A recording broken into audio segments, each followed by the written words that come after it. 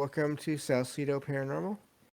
It is Wednesday, June 1st, 2022, and tonight we'll be talking about comic books and the paranormal.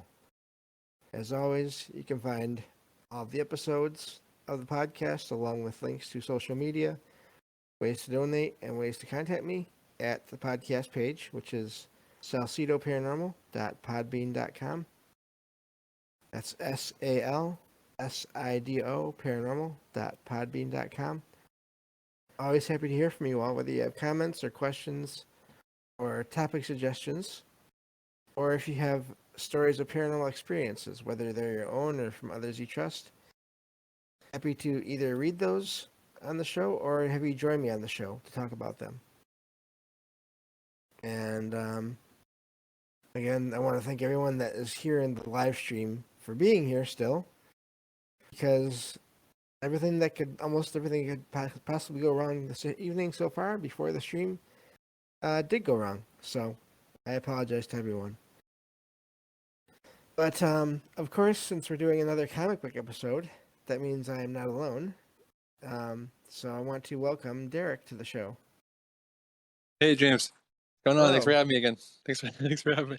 Oh, well, thank you for showing up when I apparently did not. I It's took okay. a nap and I woke up and checked on my clock and pretty much freaked out. So All good. Actually, I almost overslept too. We're up late talking in Mike's server, everybody, this morning. So oh my you gosh, can't really blame us. It was a long night. man, I don't even have that excuse. I went to bed for 4 hours during that morning. True. I slept and I got up again, but oh well. Yeah.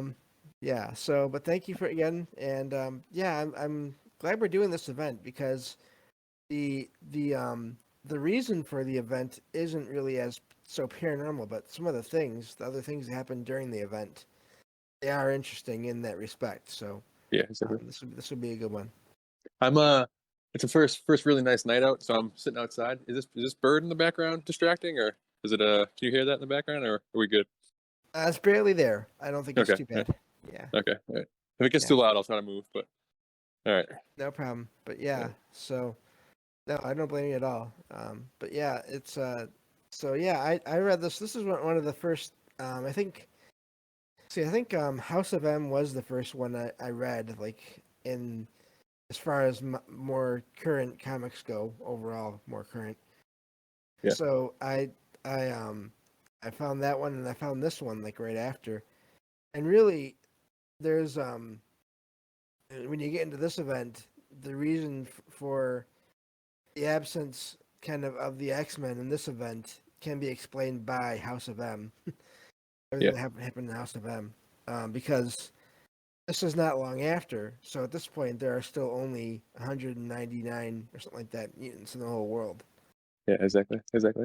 So And a few of the X-Men joined the event, actually on I think different sides. I believe even Bishop and Cable different sides. So, but but the X-Men as a group do not participate.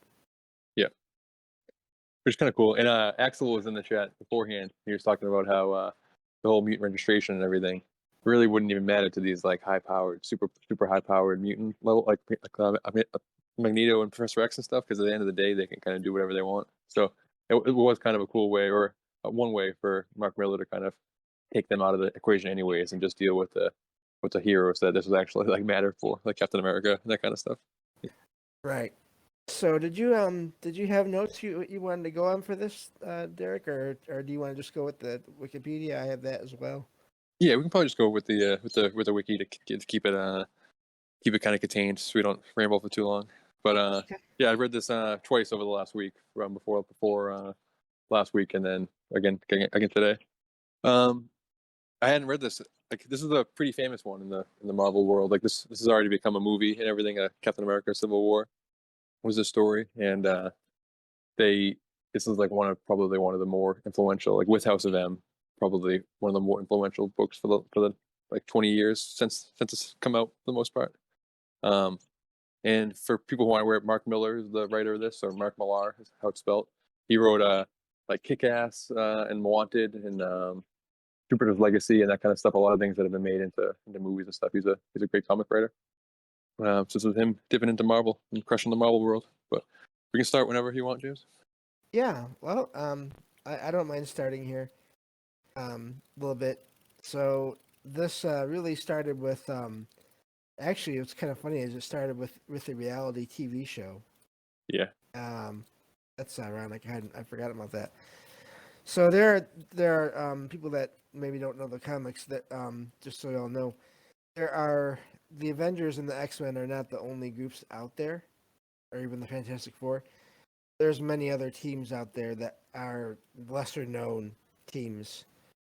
They may be major within in the company itself, but they wouldn't be known. I don't think um, like I can't remember any time I've ever heard of anyone talking about the New Warriors no, that no, didn't no. really know Marvel. I mean, it's kind of like a cool real world comparison where like the people who were on reality shows, like the celebrities, aren't really like A-list celebrities. They're more kind of like D and C-list that are just doing reality shows to become kind of more famous.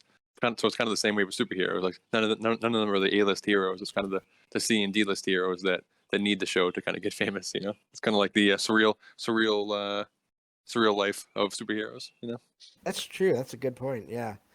So so this team, this at the current as of this event group called New Warriors, we're doing this reality show while trying to still being a team of superheroes, and they went after this group of criminals, and one of the criminals has this ability to basically cause a huge explosion around himself,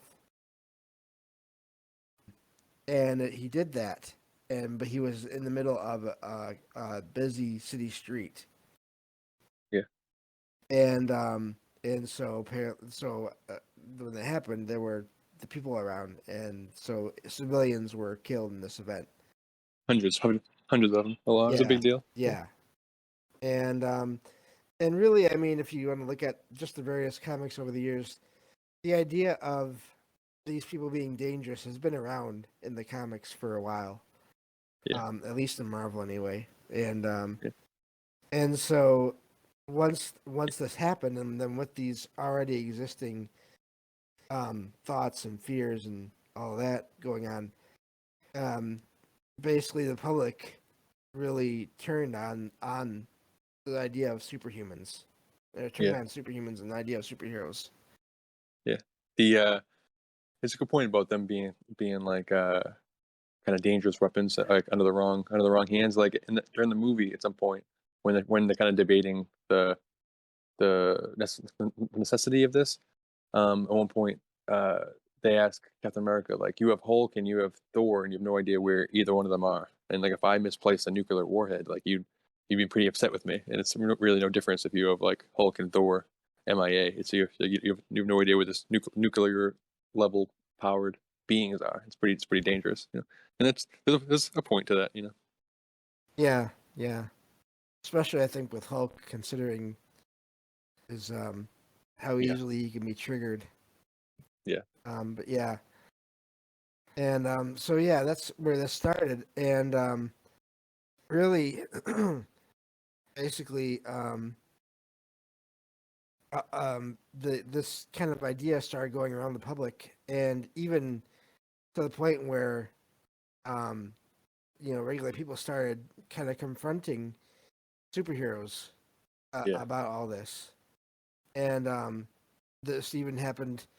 There was a group of people that were going to this club, and the Human Torch from the Fantastic Four. Now he's really very much he likes to be, that's his scene, that's his he likes to go out and party and everything, yeah, and he was allowed to cut in line to get into the party sooner, and so everyone was angry about that, and then pointing out that he had powers and everything, and of course they kind of, as people will do sometimes, they will say things that aren't really exactly true, yeah, and say, well, what if this guy goes insane, and he could easily, you know, kill a bunch of people.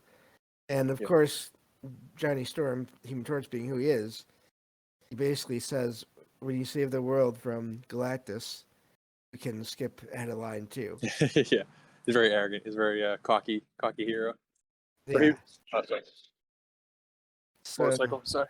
that's But okay. yeah, like he gets like bottled by a bunch of like people who are waiting in line. He gets attacked, and they keep associating him with the tragedy that happened to the New Warriors and stuff. And he's like, "What are you guys talking about? I'm a completely different hero. I have no connection to the New Warriors at all. I'm my own thing. Like, you can't." But he's being lumped in with just the idea of any hero can at any moment just kill people on a whim. And really, he's attacked and beaten up, really, and I mean, he kind of, to his credit, he doesn't. And if I'm remembering right, he doesn't use his powers to get out of there, or at Yeah, least he no, I think doesn't so. use his powers to fight back at all. Yeah, So he's beaten I, up, yeah. at this site. I think I'm not looking at the comic, but I think at one point he's like about to power up or something like that, and then he gets hit by a glass bottle from behind and Okay. Yeah. kind of like put on the ground and like half unconscious and just gets like kicked and punched on while he's on the ground, and basically just like brutally attacked to the point of like almost dying and is in the hospital. So Yeah. it Yeah. kind of creates a feeling that like the heroes need this as much as society. Like what they're about to do is not only to protect humans, but it's to like create some type of order to protect heroes as well, like just to stop attacks like this from happening again, and to create some type of trust between humans and or regular people and heroes. Right. So, meanwhile, of course, Tony Stark, Iron Man, is sensing what's going on, and he actually starts to work with Congress um, to basically get this law passed because he supports it. Yeah, And so, as it's being worked on and drafted and getting ready to pass and everything, Shield is gearing up for this. yeah, Um, and they the director at the time, I believe the acting director or something like that, um, is getting ready to mobilize to basically make people that are have powers or that are superheroes, make them sign up, make them register, yeah, and they expect Captain America to work with them to do that, and he refuses. yeah. Which And, is kind of what you'd expect as a reader too. This has always been one of the things that uh, you kind of don't expect when you're reading the book, is that Tony, who's pretty rebellious, he kind of does his own thing, and he's like a hothead in his own right too, and kind of goes to the beat of his own drummer so quickly, joined the government side, and he's motivated by, like in the movie and in the story, like a mother of one of the children who was hurt in the disaster kind of comes up to him and says like, you caused this, you funding the Avengers is what caused all these superheroes and supervillains and mass vigilantes to kind of take over. You're like the cause of all this, and it really made it very personal for him, which kind of motivated his siding with the government. And then Cap, on the other hand, who's supposed to be Mister America, Captain America, he he's the one who says that what they're doing is not right, which is kind of always been interesting for me, to me. yeah, yeah. So Captain America ends up escaping um, when once they realize that he's not going to join them and help with all this, Yeah, and he ends up.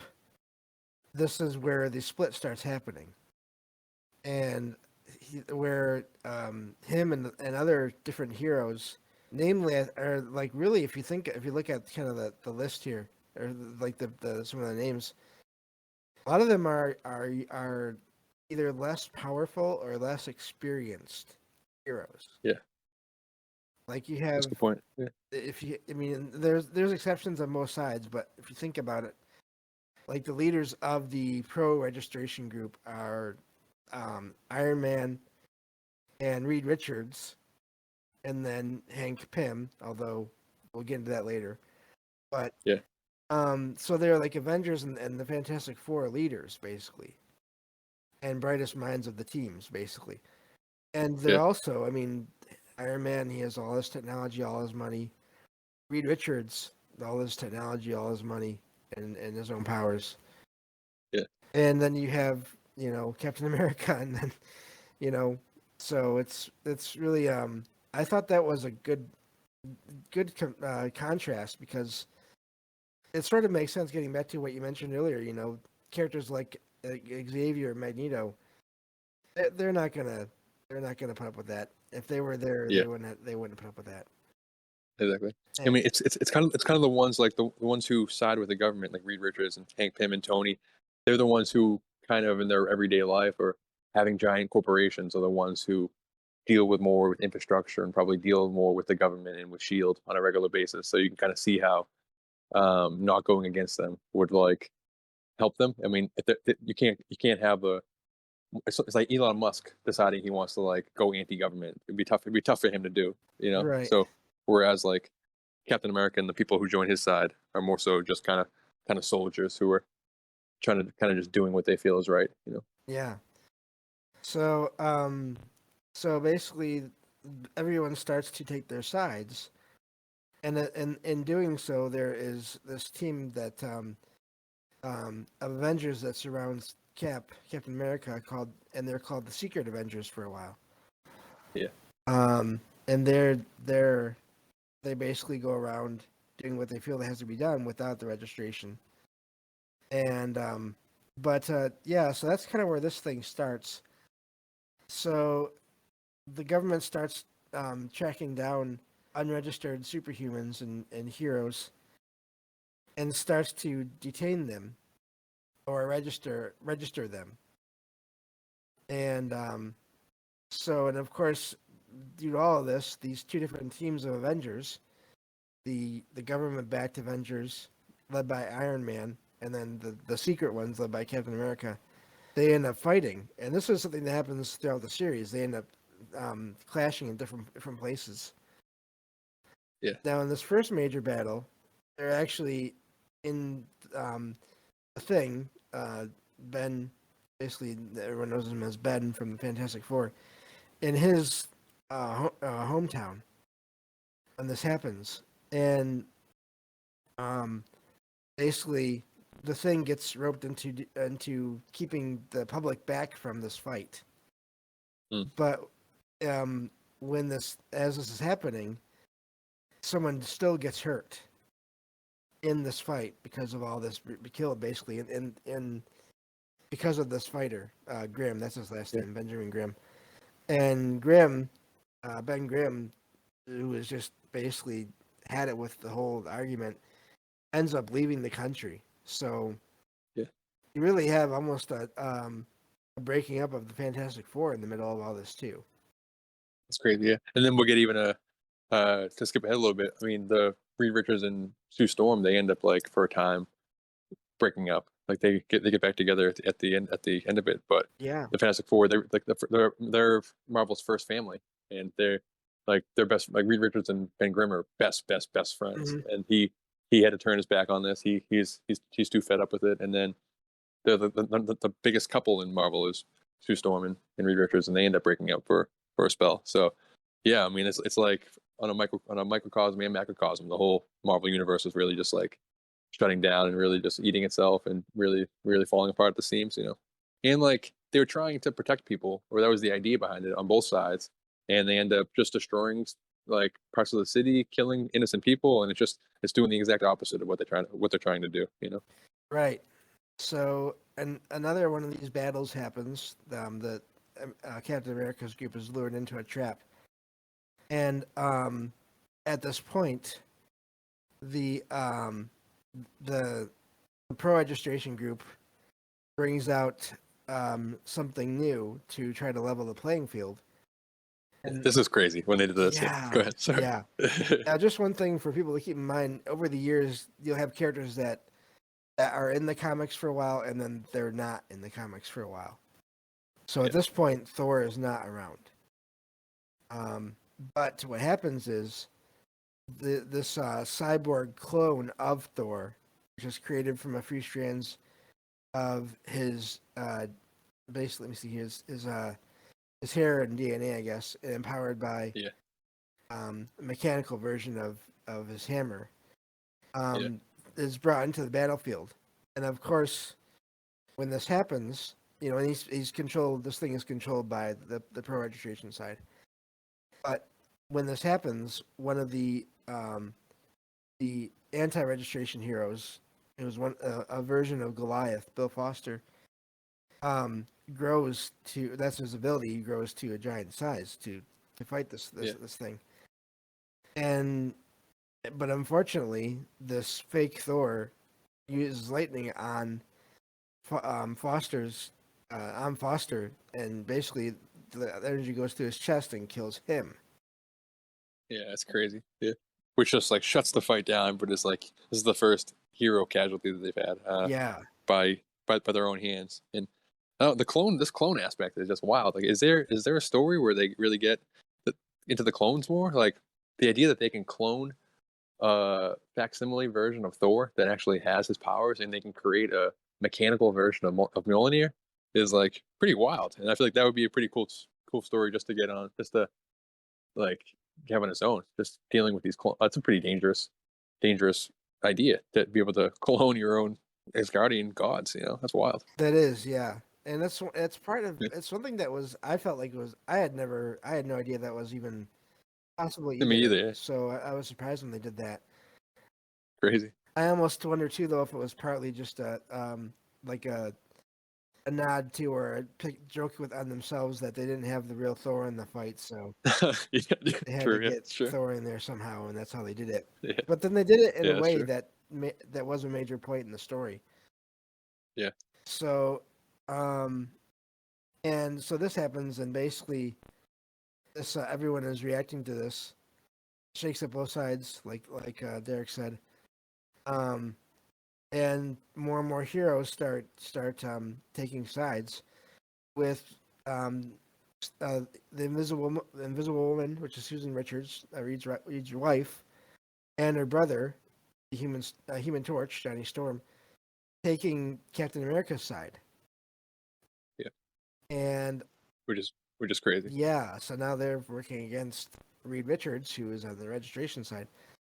And also at this point, Pym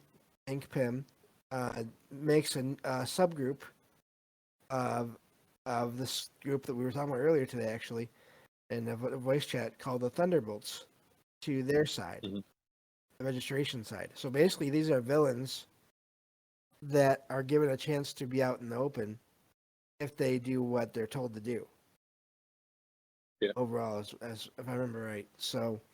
Yeah, which is really testing the morality of these heroes. Like, so not only are they fighting against their friends, but now they're bringing in these villains on their side too. So some of the heroes who are now fighting on the same side as the Thunderbolts are kind of like, are we sure we're doing the right thing now? We're bringing in these bad guys now to help us. Are we sure we're really on the right side of history here? Yeah, and one person that's been in this event that has been so far supporting the pro registration side and Iron Man side is Spider-Man. But then everything is starting to happen here, and he's not liking it. And he finds out that there are these concentration camp-style prisons that are located. Here's where the paranormal kind of gets in. They're located in this other dimension called the negative zone.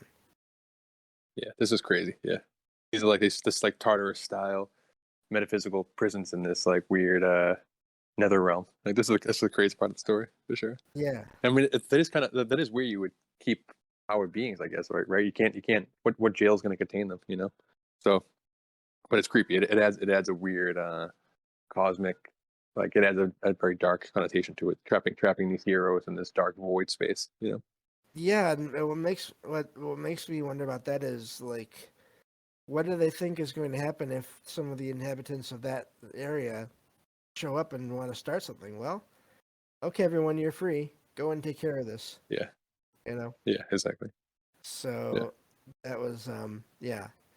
But so, and at this point, Spider-Man, Peter Parker, decides he's made a mistake, and he tries to leave Iron Man's side, and of course, he does escape, only to be attacked by members of this new Thunderbolts group.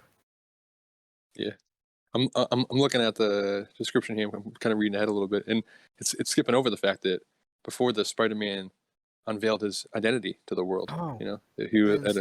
see. It, Yeah, I know that I'm happened. surprised we get Yeah, that's a major. I'm surprised Wikipedia doesn't have that in there. But yeah, he's like some of these identities like are very. A lot of people know who these heroes are. Like a lot of them walk around kind of as themselves, but Spider-Man, Peter Parker has been the most closely guarded identity of any of the yeah, heroes. So he's the first one to kind of do this whole press conference. He's brought up there by Tony Stark wearing his like Iron Spider, his Tony Stark built suit, and then he unveils that he's Peter Parker, which is just a game changing yes, like paradigm shattering thing in the Marvel universe. And now to have him switch sides here is a big deal for sure. yeah. I do remember that. That was a big shock to me as well. That did happen earlier in the Yeah, event, just because he thought he yeah, was doing the right thing, so he decided to go public. And of course, that messed with things for a while for him and his family, entire family, for a while too, because of yeah, that. So yeah, so he escapes Iron Man, but then he's attacked by these thunderbolts and nearly killed. But the Punisher, of all people, saves yeah, Spider-Man by killing the two villains because that's what Punisher does. Is he's basically no questions asked. If you're a killer, then you're gonna get killed. yeah, That's kind of what he does. He's one of the darker characters in Marvel. And so Punisher brings Spider-Man to these Secret Avengers, one of their bases. And after recovering, Spider-Man joins Captain America's side, and um, makes a public statement where he pledges to fight the Registration Act because basically he's out. Everyone that would want to attack him for everything that he's done yeah, now knows who he is and can find where he lives and his family lives. yeah. And this later spawns what is it, the uh Brave New Day or something like that, or I think Brand New something like Day. that. Yeah, Um yeah, where he like has to have Doctor Strange kind of take everyone's memories so they don't realize that he's a reverse what he did in Civil War, like to hide his identity again because it's causing havoc. Everyone knows who Aunt May is and Mary Jane is, and all his rogues gallery just going after him well, like no, crazy. Which then I became think it was yeah. Mephisto. If I'm not mistaken, Oh, it that's was right. It was Mephisto that he Mephisto. went Yeah, that's to. right. Yeah, yeah. It's Doctor Strange in the movie. That was the plot of Okay, the most recent Spider-Man okay, movie. Yeah, yeah, no, it was Mephisto. it was Mephisto. That's crazy. Yeah, because so people were theorizing that Doctor Strange was actually Mephisto in this most recent movie. It's crazy how all these stories, the ones we've covered, have they're either being rumored to be upcoming movies or they just got tackled in movies as kind of as we're doing them. They're like this era that we're covering here with all these events kind of is the era that the movies are dipping into the most to kind of mine for their ideas, which I like is kind of an added bonus to doing these reviews for me. Yeah, yeah. So, and speaking of, so yeah, Punisher gets there. He joins the the Punisher wants to join the team as well, but of course, now that with everything going on, there are different criminals that are also wanting to join Captain America's side. And of course, they get there, and Punisher sees them and does his thing and kills Yeah, them. yeah, And that's crazy. So quickly too, just yeah, out of nowhere, just boom, like right yeah. over. Yeah, that's crazy. And so, of course, Captain America loses it on him and Yeah, beats him up. And of course, Punisher does not fight back because it's Captain America. That's yeah, one of the few people he would like never fight. Um, yeah. That was a really cool moment too. yeah, Like, cause he was like, somebody goes to him like, he idolizes you, Cap. Like, he's like another version of you. He's like the Vietnam version of yeah, you. And Cap's like is like disgusted by that. He's like, he's nothing like yeah, me. But it really makes you think like Captain America is this soldier, but he's like the golden age. He's like World War II. He's like the greatest generation. And then we have like the Vietnam generation, Punisher, who is like scarred by what they did over there. And it really shows the like how just the environment that they're in can turn somebody into Captain America or can turn somebody into the Punisher. You know, it's a pretty cool idea to have in yeah. there. So speaking of Doctor Strange, that's the next thing that this event kind of cuts to is Doctor Strange in meditation. Now, Yeah, during all this, Doctor Strange has refused to really get involved.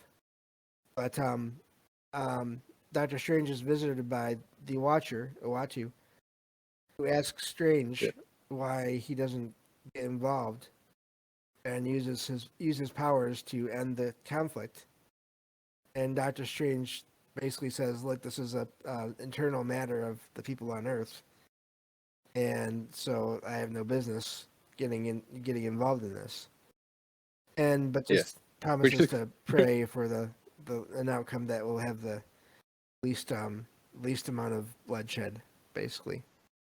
yeah, which is crazy because like Watu, the Watcher, his whole thing is he's not supposed to interfere. He's supposed to just watch everything, and he's literally interfering to tell Doctor Strange to interfere, and Doctor Strange is being like, "No, I'm just gonna watch." Telling the Watcher he's basically just gonna do what he's supposed to be doing, what what a Watu is actually supposed to be Yeah, doing. Uh, cool. It's just cool moment. And I think at this point in comics, like I just learned this kind of just from reading, like, from listening to all these like Marvel history things, that Doctor Strange is like unbelievably powerful, and that like in current continuity, he's kind of been depowered a little bit. He's more like a just a obviously very powerful because he has magic on his side, but he's more like a Avengers level power. Whereas at this point in continuity, he really could stop it with like a snap. He's way more powerful than everyone else in the universe at this point in Marvel. yeah. I I think. think I remember seeing that trend with him went on for a while until eventually they did a whole thing where he lost his title of Sorcerer Supreme Yeah, and had to basically start. That's what they do. They go in cycles. These characters a lot of times they go in cycles. yeah, So eventually he does yeah, get down, but knocked back down a peg or a few to yeah, just being a regular, just sorcerer kind of thing. yeah, But so anyway, this is where this last fight is going to happen in this story. Um, and basically everyone is teleported. Cloak from Cloak and Dagger, which is a duo that is also more familiar. It's not like a well. Then again, I guess they did have a. I heard they had a TV series recently. yeah. It's one of the ones I actually haven't watched. It's I've seen a couple episodes. It's okay. Right. It's not great, but yeah, they did 2 seasons of it on FX something like that. Also, I there's one little thing we didn't mention here. Apparently earlier in the event, Susan Richards, the Invisible Woman, goes to talk to Namor, um, and asks him to join on the side of the anti-registration group. And at first he Yeah, refuses, even though his cousin was one of the heroes that was killed in the initial event. yeah, Yeah. Namorita or whatever. Yeah, But basically, so Cloak teleports the all the fighters to New York City, and Namor arrives with an army of Atlanteans um, to yeah, join the Secret Avengers. yeah. To the point of Sue asking Namor about to join the side. This is the second time where we get a little Namor Sue Storm love connection, like in the Illuminati story. They kind of referenced that too. I never realized that there's this like sexual tension between Namor and Sue Storm. That's kind of, I guess it's like both times they referenced it like it's a ongoing thing. It's like a long thing that the reason why Reed didn't come to him directly is because he knows that he doesn't want him around his wife, basically. Which I never realized was a thing until we covered these two Yeah, that's stories. something that was, I think, But established back in the '60s with early yeah, stories, that's which is pretty. Yeah. and he's just standing there wearing a speedo the whole time, Yes. talking to her. It's Yeah. just such a ridiculous thing. Yeah. But yeah, go ahead. So, but really, at this point, this is just this giant amassing of people with powers on both sides. Um, that join, both sides of this fight, and they're heading towards this major battle. Um, and basically, the fighting starts, and at this point, there are villains involved in this event too. And Yeah, the Thor clone cyborg is destroyed by Hercules, actually. yeah, which is cool. I love when they have those kind of one-on-one battles. Like Hercules is the one you'd want to battle for. Yeah, that's cool. And at this point, I think he was or around this time, like early 2000s, he was kind of in the role for the Avengers, for like new Avengers. I think Yeah, it was a seems right. I do remember. I like yeah. part of that was like he basically said, you're not Thor, and then just destroyed the thing. So, Yeah, exactly. Yeah. And of course, Ben Grimm can't stay away from everything long, so he shows up, not to really get involved, but to protect the public from harm. And this fight goes on, and it this it gets to a point where Captain America has faced Iron Man, and he has Iron Man through just various help from other people in the group, has Iron Man pinned down, and he could really literally end Iron Man at this point. And then, Yeah. of course, the beautiful kind of scene in a way, a bunch of people, police, EMTs, firefighters, try to restrain him, stop him from attacking Iron Man anymore. And that's when Captain America realizes what's been going on and how they're just been fighting and nothing's really been happening. And he orders the team to stand down. And that's where the fighting in the event ends. But it has repercussions for a long time in the comics. Yeah. At this point, like Tony ends up taking over for Shield. Before the Maria Hill, this is like kind of a weird moment in the comic, but like Maria Hill was the acting Shield head. I don't know where Nick Fury was at this point, but she was really like calling all the shots and like really seemed dangerous, like a more dangerous version of Nick Fury. And then Tony takes over and immediately just sends her to go get him a cup of coffee. And you just see in her, you see in her face, she just like wants to just destroy him. It's just it gives him the coldest look. And but yeah, that was like kind of a funny moment. But things change for sure. This is a Marvel paradigm shifting moment in Marvel. Yeah, yeah. And of course, so Tony Stark is in charge of Shield now. This is setting up things kind of for future events. Obviously, there's this thing. This is also, again, keep in mind. I think I mentioned this earlier, that in the group that was in charge of the pro registration group, you have two members of the Illuminati in charge. You have Iron Man and Mr. Fantastic. Yeah. And so they start setting things up, including this 50-state initiative to put a team of superheroes in every state in the U.S. Yeah, this is crazy. Yeah, and they were really digging up like bottom of the barrel teams too to put out there for like kind of the middle of the country and stuff. That was a funny moment. Yeah. So, and of course, Spider-Man. This is where the public really starts going after Spider-Man, and which is what eventually leads him to make his deal with Mephisto. To have everyone's memory changed and erased. So, which is a big deal because that's affecting everyone basically. So, and there's a bunch of other things here, but I think really overall that's this last thing that mentions. Okay, let me see here. So I apparently, according to this article here, Spider-Man did go to Doctor Strange for help at first, but Strange refused. Oh, did he? Oh, okay. Because at this point, Aunt May had been attacked, and she was in critical condition. And so, but after Doctor Strange refuses, that's when Mephisto shows up and offers Peter Parker a deal. Mephisto would save his life in exchange for his and Mary Jane Watson's marriage to be erased from history. And literally a deal with the devil. Apparently, this is because, and this kind of ties into the whole multiverse thing in a way, because Mephisto is afraid of their daughter, who Mephisto believes eventually would pose a threat to him in the future.